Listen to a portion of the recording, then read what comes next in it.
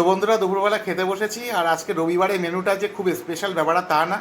তো রবিবারের মেনুতে রয়েছে সেই আমার প্রিয় ডাল। তো যাকে যাক, আম ডাল কিন্তু এটা।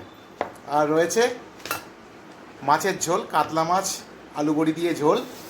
আর রয়েছে যেটা আর কি একটু স্পেশাল বলতে পারো, সেটা হলো এই দই, মিষ্টি দই। এই দিয়ে একটু ভাত খাবো আজকে।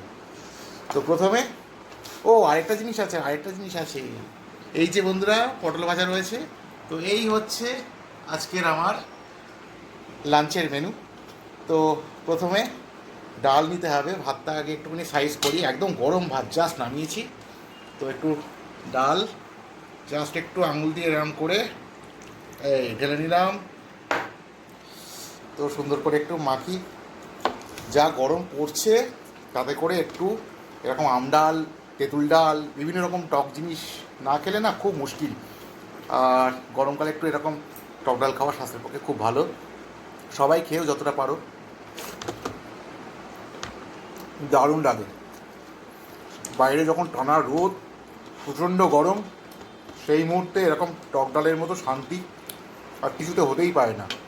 আর তার সাথে পটল ভাজা, পটল ভাজা হোক, আলু ভাতে হোক, বেগুন ভাজা হোক, পাঁপড় ভাজা হোক, যাই ভাজা হোক, টক ডালটা পাতে থাকতেই হবে, এরকম একটা ব্যাপার আমার। মাছের ঝোল, কাতলা মাছের ঝোল আলু বড়ি দিয়ে, আহা।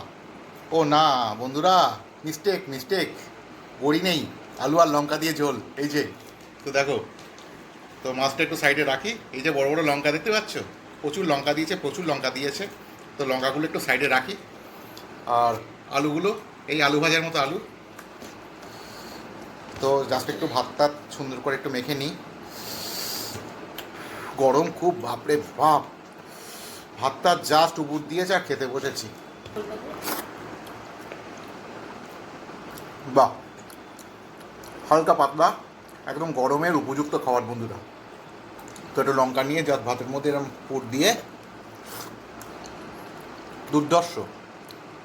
আর একটু মাছটার টেস্টটা হেভি টেস্ট।